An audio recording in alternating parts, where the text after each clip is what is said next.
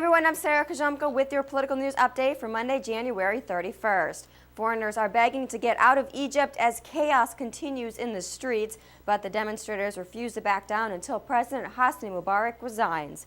So far, 2 charter planes full of Americans have been flown out of the country, but this is just the tip of the iceberg as there are thousands more hounding the government to get on a plane. Overall, there are more than 52,000 Americans still in Egypt. Separately, President Mubarak swore in a new cabinet this morning in hopes that this will subdue the rioters in the streets. The president says he will now focus on controlling unemployment and keeping inflation low. In the meantime, Mubarak called on the military to protect the people and arrest anyone who becomes violent. At least 100 people have been killed in the protests. Elsewhere, Hillary Clinton promises that the United States won't cut funding to Haiti despite concerns about its upcoming presidential elections.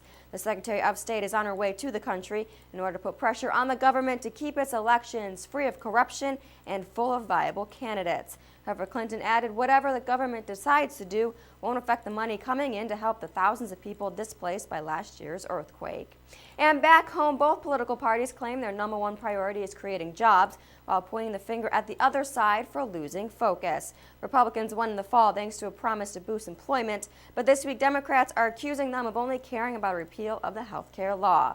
While the parties duke it out in Washington, Americans are waiting to see what kind of compromise they can strike with what to get the unemployment rate down. And that's your political news update for Monday, January 31st. I'm Sarah Kajumko. Check back with rttnews.com all day for the latest political headlines.